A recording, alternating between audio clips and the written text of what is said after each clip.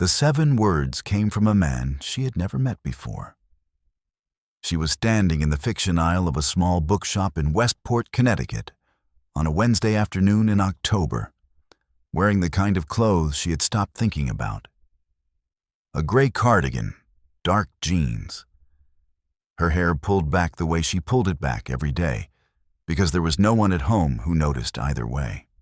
She was holding a copy of a novel she had picked up and put back 4 times already, not because she couldn't decide whether she wanted it, but because she had grown so accustomed to second-guessing her own small pleasures that even choosing a book felt like a decision she needed permission for. The man was browsing 2 shelves over. She was not looking at him. She was reading the back cover of the novel for the 4th time when he reached past her, politely with a small "Pardon me," and pulled a book from the shelf beside her. He glanced at what she was holding.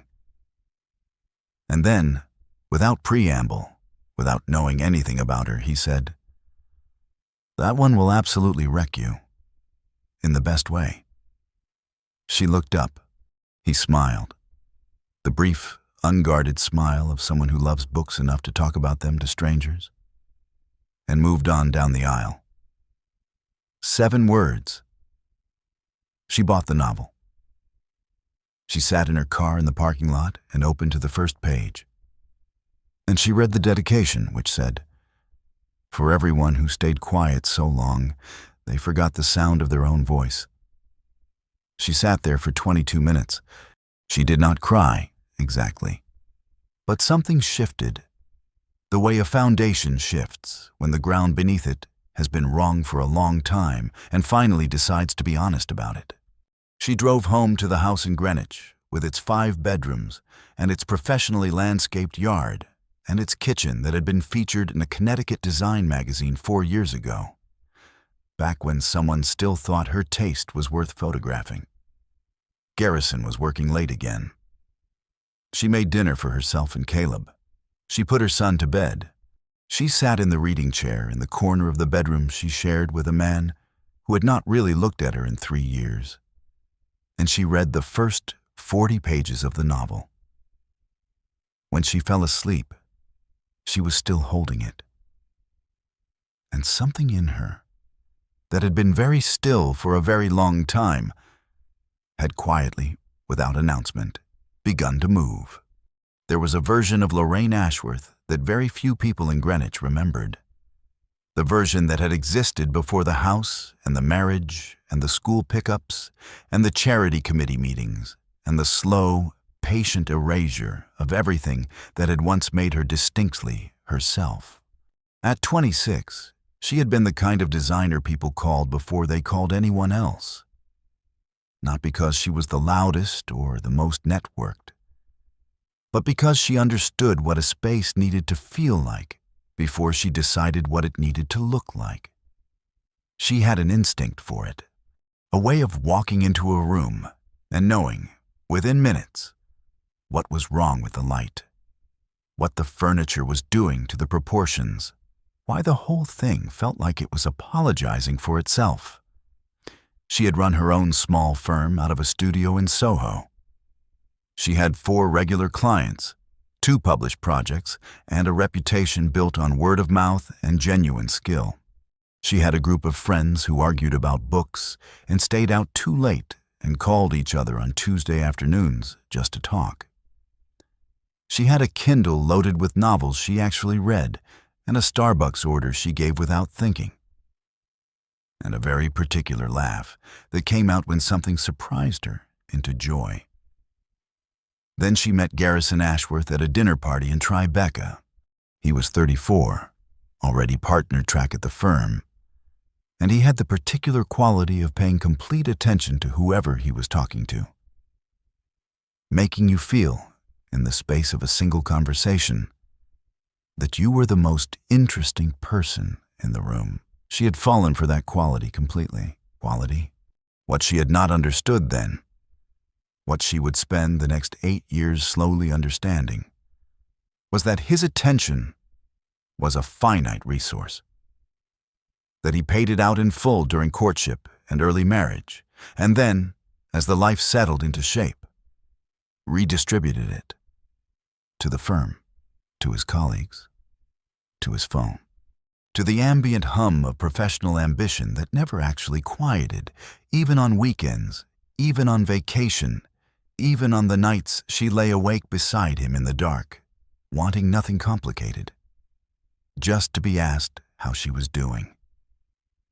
Really asked. Not the, "How was your day?" he said while scrolling. Not the, "You okay?" he offered when she went too quiet. Just asked. Like her answer mattered. He never asked. She stopped expecting him to sometime around the 4th year. And she did what people do when they stop expecting. She reorganized her life around the absence.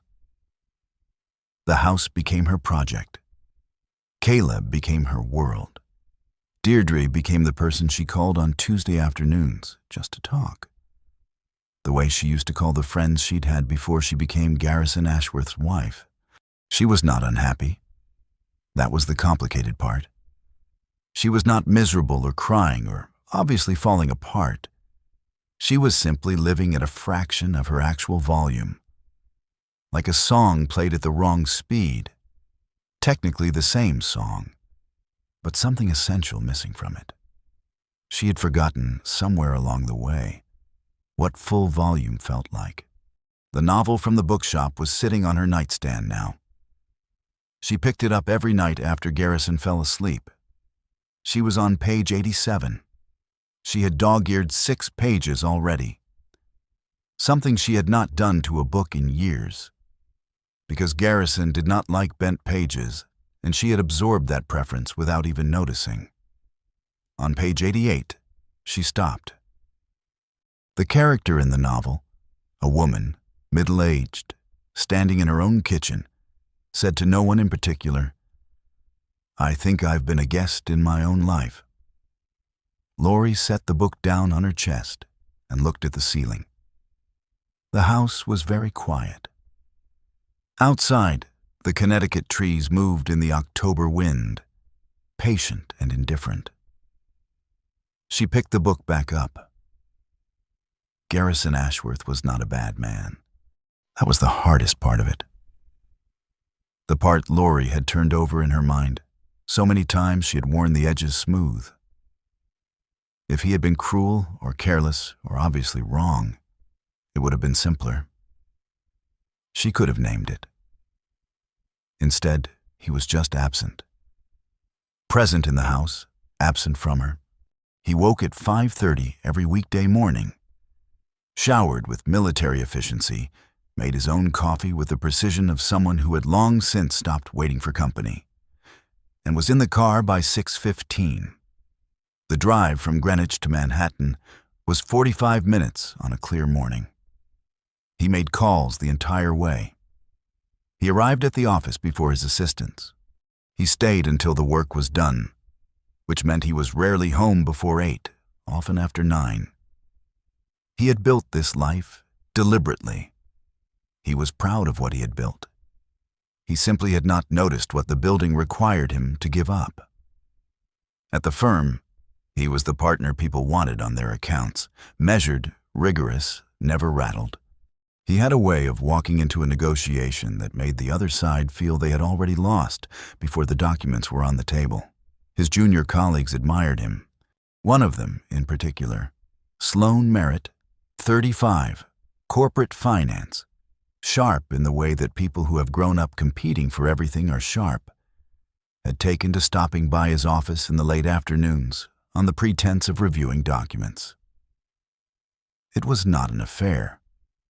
Garrison had not crossed that line and genuinely did not intend to. But Sloan listened to him. She asked about his cases with real interest. She laughed at the right moments. She noticed when he looked tired and said so, directly, without the careful neutrality Laurie had developed as a way of not asking for things she no longer expected to receive. He told himself it was just a collegial relationship. He believed that mostly. At home, he was the version of himself that remained after the day was finished. He asked Caleb about school with genuine affection. He was a good father, attentive in the ways he understood fatherhood to require attention.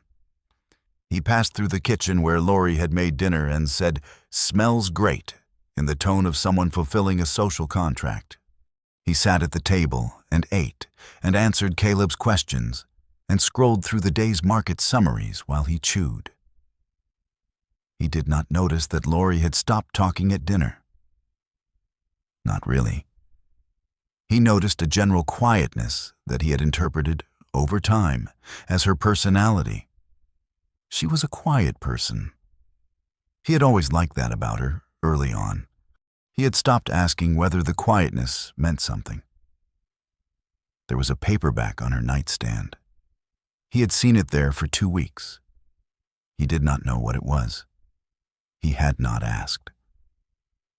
She ran into Elliot Vaughn again 3 weeks after the bookshop. She was not looking for him. She was at Deirdre's shop. Deirdre had called and said she had a book set aside for her, come pick it up and stay for coffee. And she was standing at the small counter near the window when the door opened, and there he was. He recognized her immediately, which she had not expected. "The novel," he said. "Did it wreck you?" She blinked, and then she laughed. Her actual laugh, the one that came out when something surprised her into joy, the one she had not heard herself make in longer than she could easily say. "It destroyed me," she said. "I haven't slept properly in 2 weeks." "Good," he said. "That means it worked." Deirdre, behind the counter, looked between them with the careful expression of someone filing information for later use. His name was Elliot Vaughn. He was a literature professor at Yale, had been for 18 years.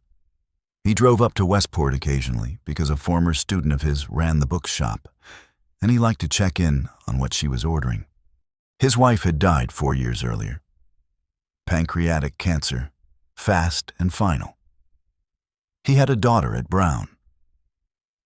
He told Lori these things over coffee at the small table by the window, with the directness of someone who had learned, after loss, that there was very little reason to be indirect about the facts of a life. She told him she was married. She told him she had a son.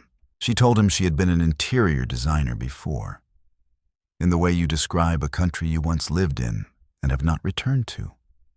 He looked at her with the attentiveness of someone who taught people for a living and had learned to hear what was being said and underneath the words being said. "Do you miss it?" he asked. "The design work." She started to give her usual answer, the one about Caleb, about the timing not being right, about someday when things settled down. She stopped.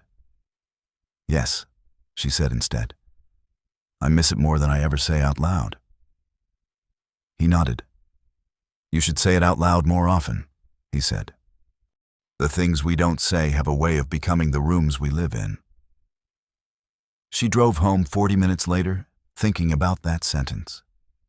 She sat in the driveway for 10 minutes before going inside.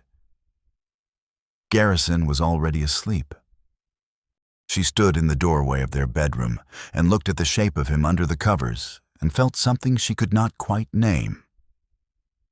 Not anger, not grief, but a kind of steady, clear-eyed recognition. Like looking at a blueprint and finally understanding which wall was load-bearing and which one could come down. Children notice what adults have learned to overlook. Caleb Ashworth was 11 years old, and he had the particular intelligence of a child who has grown up in a quiet house and learned to read the temperature of a room the way some people read weather. He knew, without being told, that his mother did not laugh the same way she did in old videos. He knew that his father came home tired in a way that had nothing to do with being sleepy. He knew that dinner was a performance his parents gave for his benefit, and that after he went upstairs, the performance ended and the quiet took over the house, like a third person moving into a room. He did not talk about these things. was 11, and he did not have the language for them yet. But he watched. One Saturday morning in November, Garrison was on a call in his home office. The door closed, which meant do not knock, which meant the entire morning was organized around his absence. Lori was making pancakes, and Caleb was sitting at the kitchen island watching her. And he said, in the matter-of-fact tone that children use for their most important observations, "Mom, do you think Dad knows your favorite color?" She turned from the stove. "What? Like, does he know it? Because he said last week at Uncle Roy's thing that your favorite color was blue. But it's green.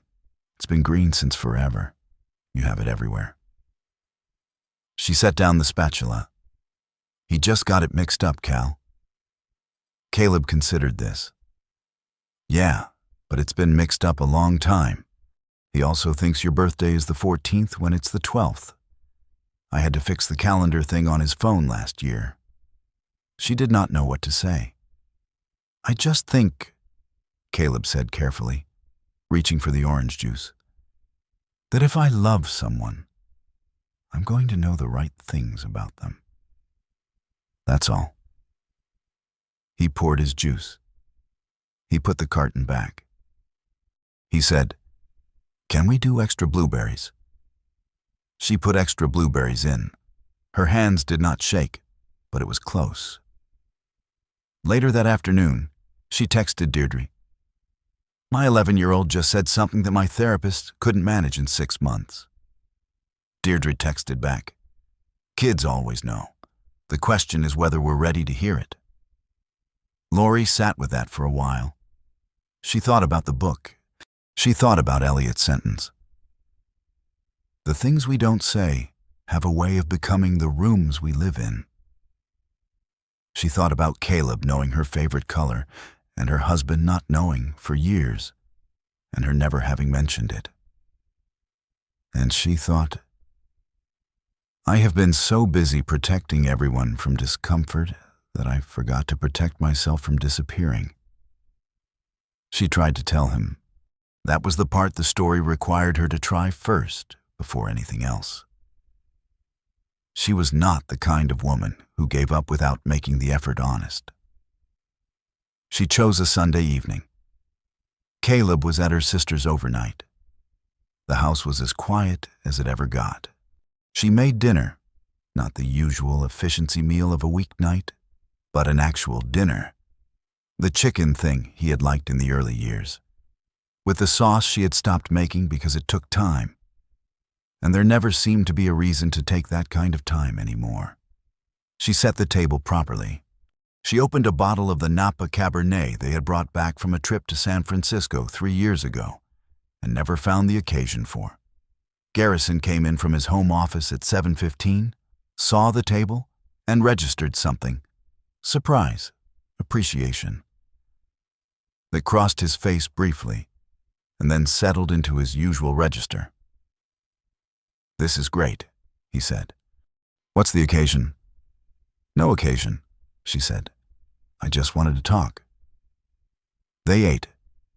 She waited until the wine had been poured and the first few minutes of silence had passed. I've been thinking, she said, about how we are with each other. He looked up. His expression was the one he wore when a meeting was going in a direction he hadn't prepared for. How do you mean? He asked. I mean, she stopped. She had rehearsed this. I mean that I feel like I've been invisible for a long time. And I don't know if you've noticed, and I'm not sure if you'd know what to do with it if you had. But I needed to say it. Garrison was quiet for a moment. Then he said, I work 60 hours a week to give you and Caleb everything you need, Lori. I don't know what else you want from me. She had known he might say something like that. She had prepared for something like that. I want you to know my favorite color, she said.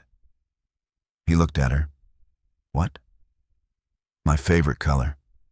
Do you know what it is? A beet. 2 beets. Of course I do, he said. It's blue. She set her fork down. It's green, Garrison. It's been green since before we were married. Our entire house has green in it. You bought me a green scarf for Christmas 2 years ago and said you chose it because it was my color. He stared at her. She picked her fork back up because she needed something to do with her hands. That's not the point, he said finally. I know, she said quietly. That's exactly the point I'm trying to make. Dinner continued.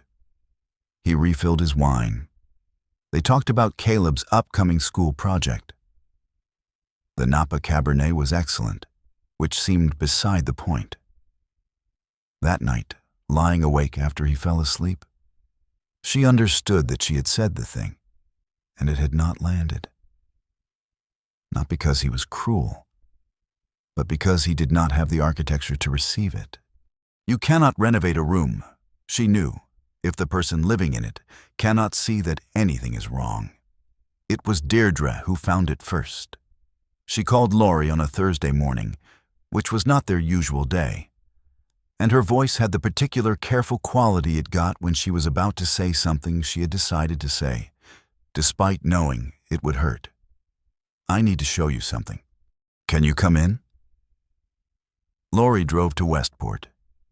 Deirdre had her laptop open on the counter. It was a LinkedIn post. Garrison had been tagged, professionally, which meant it was public. The post was from Sloan Merritt, announcing a major deal closing at the firm. In the comments, someone had written, "Team photo."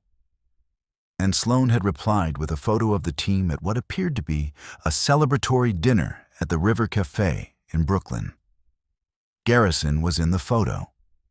He was smiling. The specific smile. The full one. The one Laurie had not seen directed at her in years. Sloan was beside him.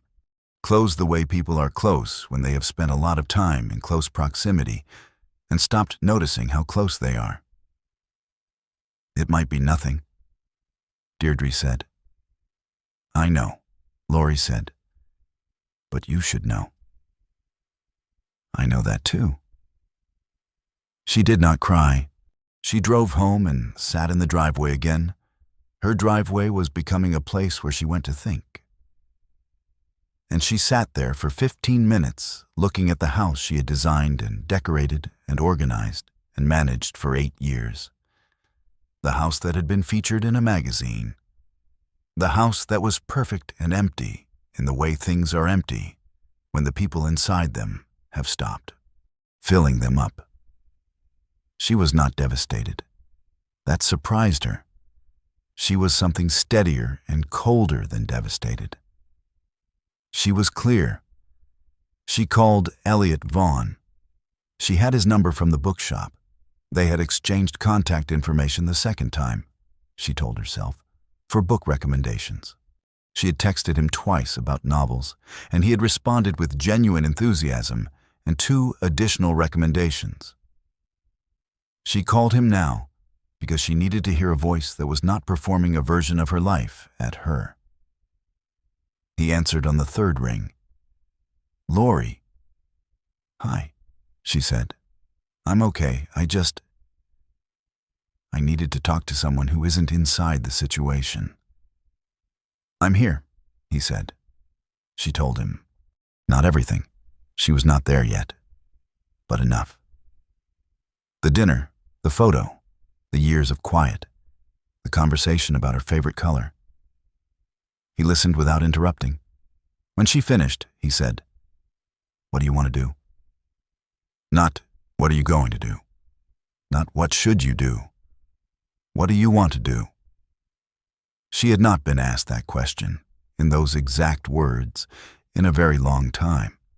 I think, she said slowly, I want to stop being afraid of the answer. The moment happened at the Plaza Hotel. It was a firm event, an annual client appreciation dinner, black tie, the kind of evening Garrison attended as a professional obligation and Laurie attended as his wife, which was its own kind of professional obligation. She wore a dress she had bought that week.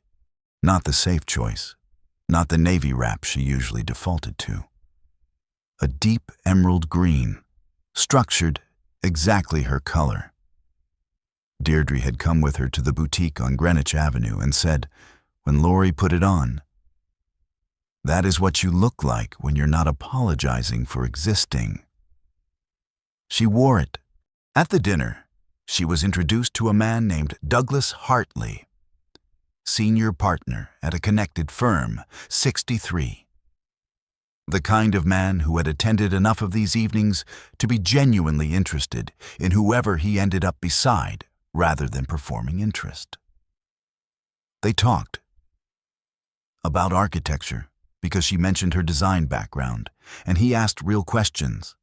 About New Haven because she mentioned a friend who taught at Yale, and Douglas had gone to Yale Law and still loved the city. About the specific quality of October light in Connecticut. Garrison was across the room when it happened.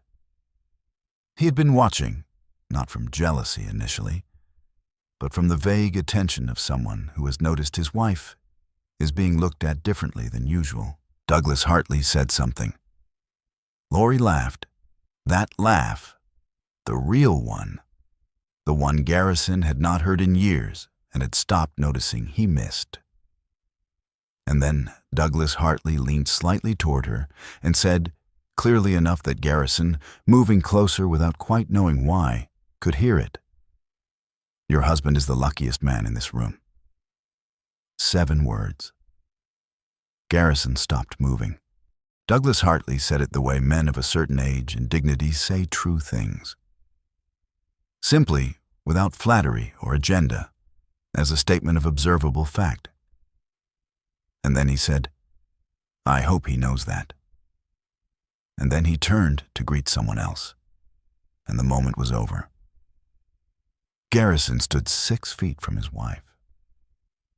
She had not seen him close enough to hear it. She was still smiling from whatever she and Douglas had been talking about. That smile, present and unguarded, and entirely herself. He stood there. Something that had been settled in him for years shifted without warning. Not guilt, exactly. Not jealousy. Something older and more fundamental than either. The recognition, arriving without mercy, that he was looking at a person he had stopped seeing. That someone else had walked into the same room and seen her, fully, clearly, without taking her for granted, in the span of a single dinner conversation. He had been given something rare. He had set it down, and he had not looked for it in years. Garrison Ashworth stood in the ballroom of the Plaza Hotel in his black tie and his perfect professional life, and felt, for the first time in as long as he could remember, genuinely afraid. He was different when they got home. Not dramatically, not in the way of movies, where a revelation produces immediate transformation and sweeping declarations. Garrison was not a man of sweeping declarations, but he was quieter than usual. He poured water in the kitchen and stood there longer than necessary. When they went upstairs, he said, unexpectedly, "You looked beautiful tonight." She paused at the bathroom door. "Thank you," she said. "I mean it," he said. And then, with the halting quality of someone locating words in a language they have been neglecting, "I don't say it enough." She looked at him for a moment. "No," she said gently. "You don't." She went to sleep. He did not, for a long time. Over the following 2 weeks, Garrison did something he had not done in years. He paid attention, not performatively, not with the bright, effortful attention of someone who knows they have been caught at something and is compensating. Quietly. The way you pay attention when something has genuinely startled you into seeing. He noticed the green she had put throughout the house. In the throw on the reading chair, in the tiles around the kitchen window, in the scarf he had once apparently chosen correctly by accident. He noticed that she was up before him on Tuesdays and had her coffee made and her phone open to what appeared to be design blogs, which she closed when she heard him on the stairs. He noticed that she and Caleb had an entire private language of jokes and references built up over 11 years of mornings that he had spent on the phone in the car. He noticed that she laughed differently with Deirdre on the phone than she laughed at his attempts at humor. More freely, more fully. Like someone who had been given permission she was not given at home. He noticed, in the very bottom of his chest, that he could not entirely identify when he had stopped giving her that permission, or whether he had ever really given it at all. He did not yet know about Elliot Vaughn. He found out on a Thursday. Not in any dramatic way. No incriminating text, no lipstick, nothing like that. He simply found the paperback on her nightstand, the one that had been there for weeks. And when he picked it up, a library bookmark fell out with a handwritten note on the back. It said, "Page 211. This is the one I meant. E." Just an initial, just a page number, just the handwriting of someone who had taken the time to write it. He put the bookmark back. He put the book back. He stood at the nightstand for a long moment. And then he did the thing that scared him most. He picked up the book and turned to page 211. The passage was underlined. Laurie's pencil, light and careful. She had always been careful with books, even when dog-earing them, always gentle. The passage read, "She had not left. That was the thing people misunderstood. She was still there, still in the house, still making the meals and attending the events and answering when spoken to. But the self that had once filled those rooms, the one with opinions and laughter and the particular way she held her coffee cup when she was thinking hard about something, that self had packed very quietly and moved to a smaller room somewhere inside her where it was safer, where no one would fail to notice it because no one would look. Garrison read it twice. He sat on the edge of the bed for a while. He was a man who dealt in numbers, in percentages, in the clean logic of markets. He was not accustomed to being broken open by a paragraph in a paperback novel, but the paragraph was not about a character in a book. He understood.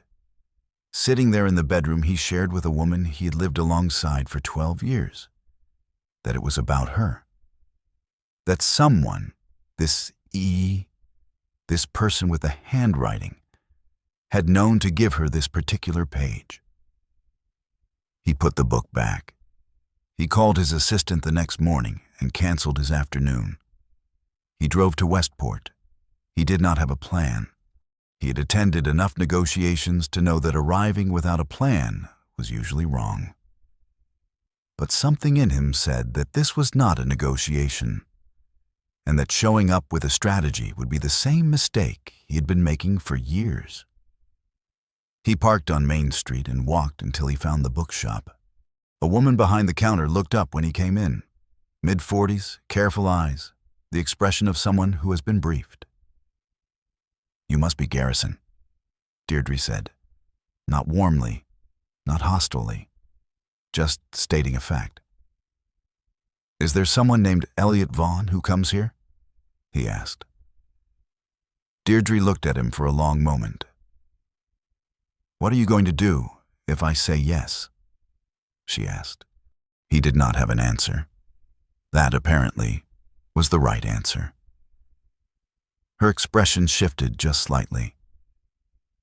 "He's a professor," she said. "He's a good person, and he gave your wife a book that reminded her she exists. That's all he did." She paused.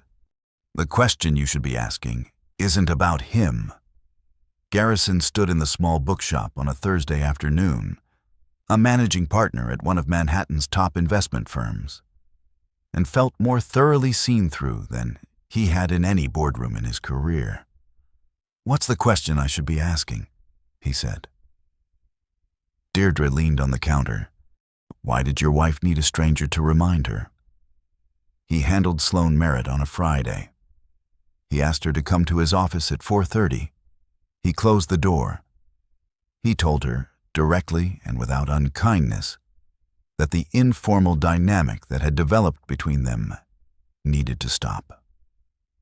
That it had become something he was not comfortable with. Not because anything had happened, but because something had been building that he had permitted to build by failing to address it. Sloane listened with the composed expression of someone who had known this conversation was coming. "I understand," she said. "I should have said something sooner," he said. "Yes," she agreed. Not harshly, just accurately. She moved to a different department 6 weeks later, her request handled cleanly. She was good at her job, and she knew it. And she found a better position in private equity on Park Avenue by March. Years later, when people asked about her time at the firm, she would say, "Garrison Ashworth was the most professionally honest person I ever worked for."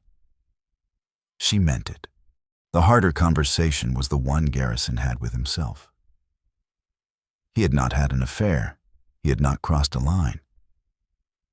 But he had allowed himself to be drawn toward warmth he was not providing at home, and had called it a collegial relationship, which was technically true and spiritually a lie. He had taken the emotional nourishment that should have gone home and spent it at the office, and then arrived home empty and called that tiredness. He drove home that Friday evening and did not pick up a single phone call on the way. He arrived before Laurie.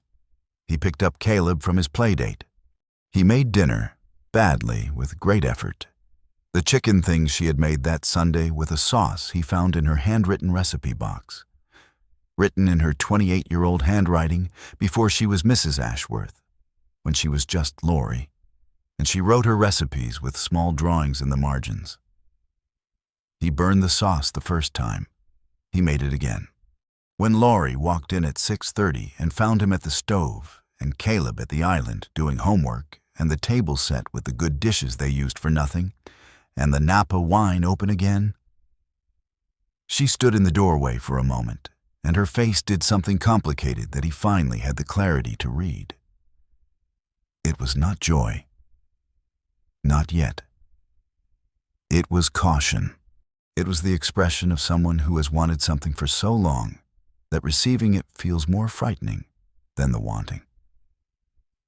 "Garrison," she said. "What is this?" "I burned the sauce the first time," he said. "So this is the second attempt." He looked at her. "I'm hoping that counts for something." Caleb looked up from his homework. "It was really bad the first time, Mom. Like, actually bad." She made a sound that was almost the laugh. Almost. She did not fall back into the marriage because he made the chicken twice. She was not that easy, and she had not forgotten that easily. She was 42 years old, and she had spent 8 years learning to live at reduced volume, and a burned sauce and a bottle of wine was not a renovation.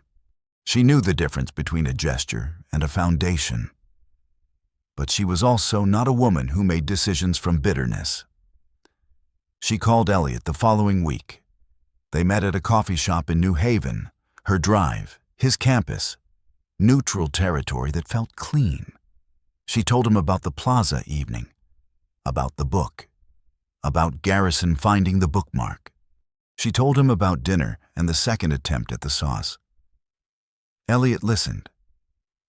He had the quality that made him good at his work, the ability to hold space for a thing without rushing it toward resolution.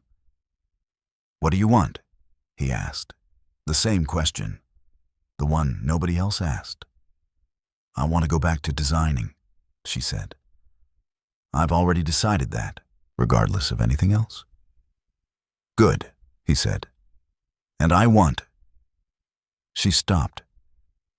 I want to know if what Garrison is doing is real, whether he's capable of really seeing me, or whether this is the version of attention he gives things when he's afraid of losing them. That's a question only time answers, Elliot said. I know. She looked at her coffee. What about you? She asked. This has been... She looked for the word. A lot. For someone who recommended a book. He smiled. You didn't need a book. You needed permission to remember who you were. The book was just the first place you found it. She looked at him carefully. Are you in love with me? He considered the question with the seriousness it deserved. I think, he said slowly, that you are one of the most genuine people I've met since I lost Margaret. And I think you deserve to be seen that clearly by someone who can also be there at dinner and at the school pickups and in the ordinary difficult work of a life. He paused. I can't be that person. Not in any clean way. And you deserve clean. She was quiet for a moment. Thank you, she said, for being honest. You made it easy, he said. You're very easy to be honest with. She drove home through the October hills of Connecticut, and she cried. Not in grief, but in something more like relief. The kind of crying that happens when a thing has been held tightly for too long and finally, carefully, set down. She had made her decision. Not for Garrison. For herself. She would try. She would go back to design. She would require, gently but immovably, to be seen. And if the seeing didn't come, she would know what to do. He found a couples therapist in March. Not because Laurie demanded it. She had suggested it once, carefully. And he had heard it and not said no. Which for Garrison was the beginning of yes. The therapist was a woman named Dr. Patricia Cullen, 60, Greenwich-based, with an office full of plants and the particular manner of someone who had seen every variation of this specific situation and still found it worth engaging with. She asked questions in a way that made Garrison feel, for the first time in his adult life, that he was not managing a meeting, but sitting inside one. In their third session, she asked him when he had stopped seeing Laurie. He was prepared to push back on the framing. Then he didn't. I don't know exactly, he said. It wasn't a decision. Most disappearances aren't, she said. When did you start feeling like the marriage was settled? Like it didn't require tending the way new things do? He thought about it honestly, which was uncomfortable. Maybe year 4, he said. When the house was finished, when Caleb was past the hard part of being small, when it all felt... He stopped. Reliable, Dr. Cullen offered. Yes. And what did you do with the energy you'd been spending on the marriage once it felt reliable? He did not need to answer. They both knew. It was not a comfortable series of months. He went home from those sessions, tried to apply what he was learning in real time, which meant failing regularly and visibly. He asked Laurie questions and then forgot to listen to the whole answer. He planned a weekend away and then scheduled a call during the drive that he took anyway, and saw her face and canceled the call halfway through and arrived 30 minutes late to wherever they were going and said, "I'm sorry," and meant it. Small failures. Real attempts. The difference between now and before, Laurie told Deirdre, was that now she could see him trying. Before, she had stopped being able to see him at all. Caleb noticed too. He told Laurie one morning while she was making his lunch, "Dad asked me what your favorite color was." She looked up. "I told him it was green," Caleb said, and he said he knew. And I said, "How come you didn't know before?" And he said he'd gotten confused. And I said, that's a weird thing to get confused about. He zipped his backpack. He said, you're right. And then he looked like he was thinking really hard about something. Lori handed him his lunch. She pressed a kiss to his forehead. Good, she said. Thinking hard is a good sign. She reopened her design practice in April. Not the Soho studio, she wasn't there yet. A small LLC, registered quietly. A website she built over 3 evenings at the kitchen table after Caleb was asleep. She put up 6 photographs of rooms she had designed over the years, rooms that had appeared in magazines and renovation features, and which had been attributed to the Ashworth residence or a private Greenwich home, but never to her. She put her name on them now. Lorraine Ashworth Design, her name, her work. She told Garrison the night she launched the site, not asking permission, stating a fact. I'm going back to designing. I've registered the LLC, and I have 2 former clients who've already been in touch. He looked up from his iPad. 2 clients already? He said. Word travels, she said. People remembered the work. He looked at the laptop she had turned toward him, her name on the screen, the photographs of rooms she had built with her eye, and her instinct and her 18-year-old knowledge of how light moves through space. Lori, he said, and then he stopped. What? She said. Why did you stop? He said. Honestly, was it me? Did I make you stop? She thought about how to answer that truthfully without being cruel. You didn't forbid it, she said. But you also never asked why I had. And after a while, I stopped asking myself. She paused. I think we both just let it happen. But I'm not letting it happen anymore. He nodded. Slowly, the way he nodded when he was processing something real. The rooms are beautiful, he said. They've always been beautiful. I didn't say that enough. No, she said. You didn't. She closed the laptop. But you can start now, she said.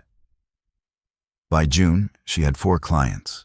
By September, 6. She hired a part-time assistant, a young woman fresh from Pratt, the way Lori herself had been once. She went to Westport on Fridays to see Deirdre and have coffee, and talk about books the way she had in her 20s, when she had a life that was actively hers. She saw Elliot once more, briefly at a lecture series at the Yale bookstore that Deirdre had dragged her to. They spoke for 10 minutes near the refreshment table. He had a new book he was teaching. She had a new project she was designing. You look like yourself, he said. I feel like myself, she said. For the first time in a while. He smiled, that brief, genuine smile.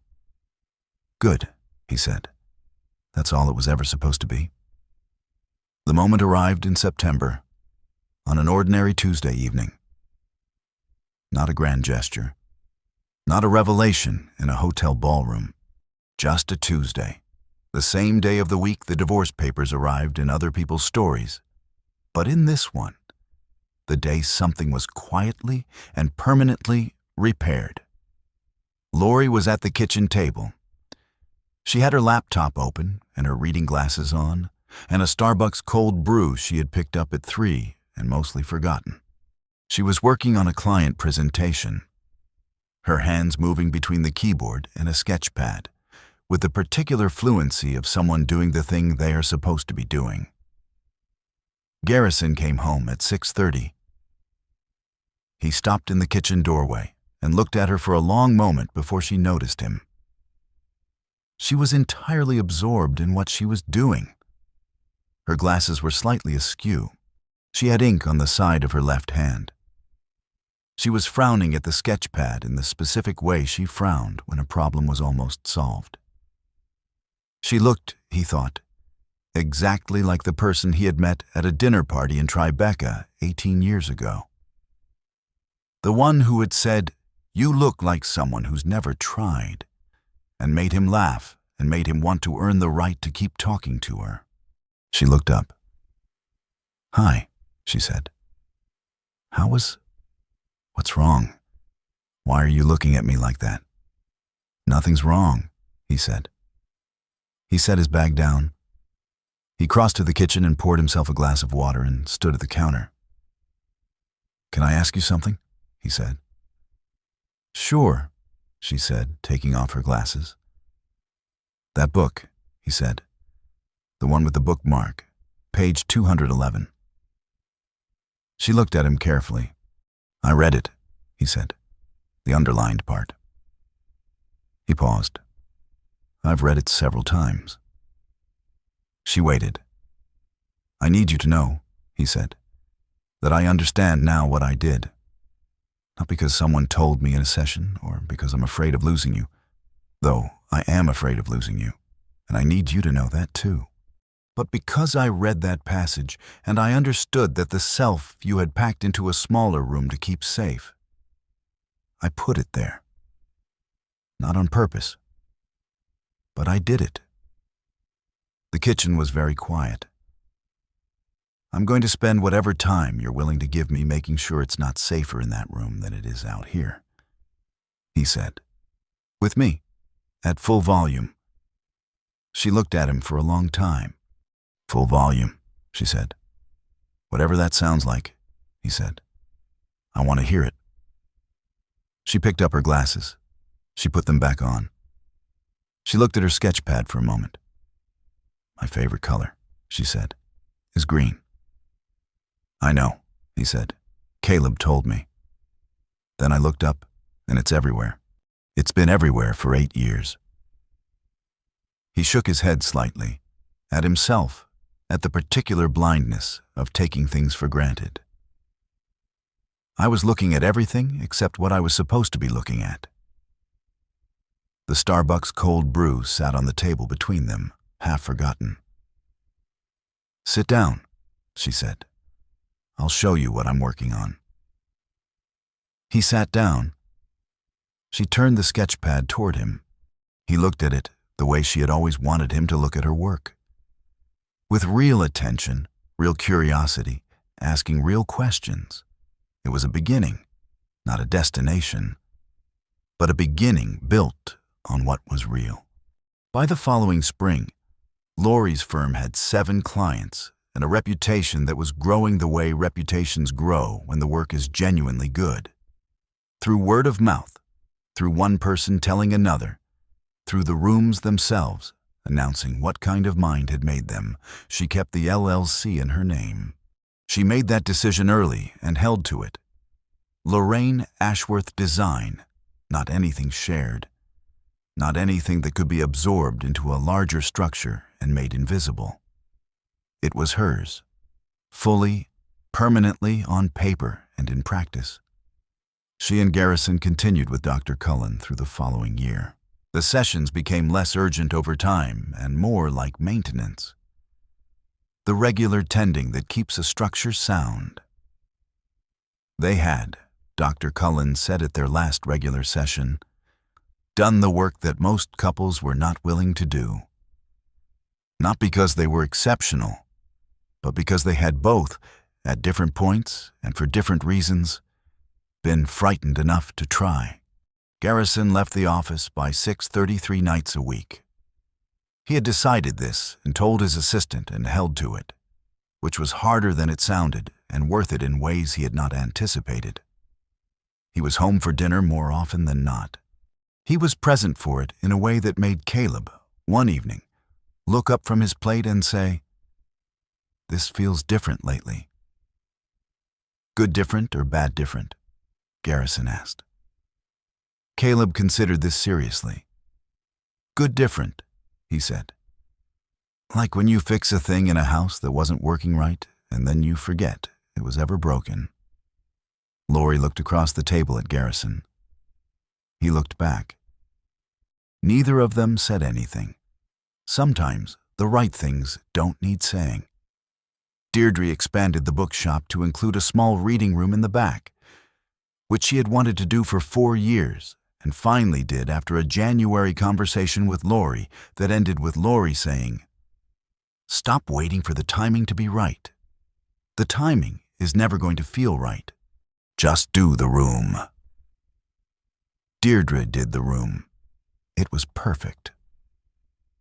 Elliot Vaughn published a paper on contemporary American fiction that mentioned, in passing, the tendency of certain novels to function as permission structures, texts that give readers language for experiences they've been unable to name. He did not dedicate the paper to anyone, but he thought, while writing that particular sentence, about a woman in a gray cardigan standing in a fiction aisle and picking up the same book 4 times. He hoped she was well. She was. 1 year after the October evening in the Westport bookshop, Laurie found the novel on the shelf in the reading room of their Greenwich house. It had migrated from her nightstand at some point. She could not remember exactly when. And now it lived here, between a collection of essays and a cookbook she used regularly.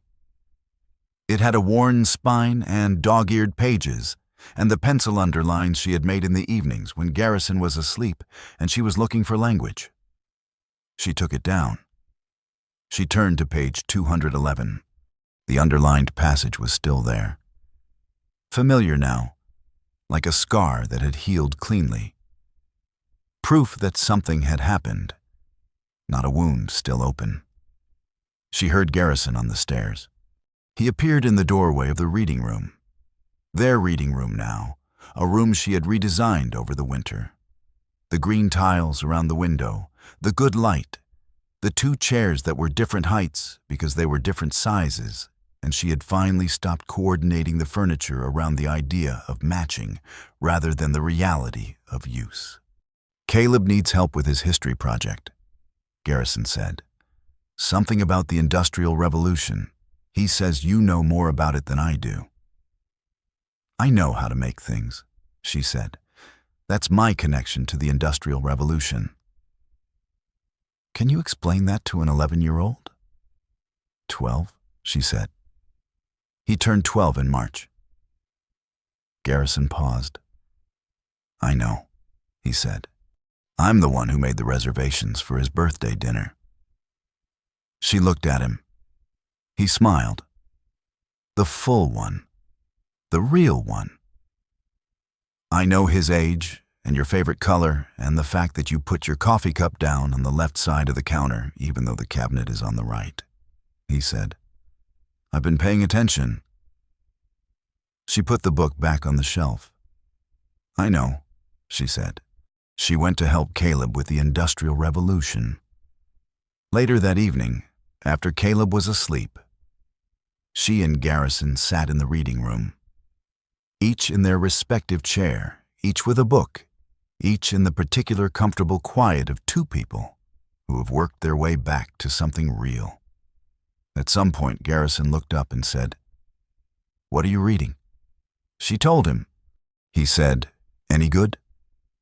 She said, "I'll let you know." Outside, the Connecticut trees moved in the October wind, patient and indifferent, the same as always. But inside the room, the light was right. The chairs fit. The quiet was full rather than empty. That was the difference. That was all the difference in the world. There is a version of this story where Laurie leaves, where she takes the clarity the novel gave her and the honesty Elliot modeled, and the 11 years of Caleb's clear-eyed love, and she uses them to build a completely different life, where she opens the firm in a Soho studio and lives in a Tribeca loft and becomes, fully and without compromise, the person she had been before she made herself small. That version is also a good version. That version is also a story about a woman who chose herself. It is valid and it is real, and for many women it is the right ending. But this is not that story. This is the story of 2 people who had the particular courage to look at what they had built. The beautiful, broken, inattentive, familiar, genuine thing they had made together. and decide that it was worth the work of repair, not because the alternative was frightening. Because what they had, underneath the neglect and the silence and the 8 years of reduced volume, was real. It had been real from the beginning. It had just been buried under the weight of a life that had moved too fast in the wrong direction. Laurie had required and received 3 things from Garrison that she had not had before: to be seen, to be heard, to be returned to herself. Garrison had required and received from Laurie the chance to try, the chance to fail and try again, the particular grace of a person who could have left but chose instead to stay and tell the truth. And Caleb, who had known all of it, in the way children know things, in the body before the language, had required only what every child requires: to grow up in a house where the quiet is full rather than empty, where 2 people who chose each other continue, visibly and imperfectly, to choose each other. He had that now. The firm grew. The marriage held. The reading room had green tiles and good light, and 2 chairs the right height for each of them. Somewhere in New Haven, a literature professor was teaching a class on the novels that changed people.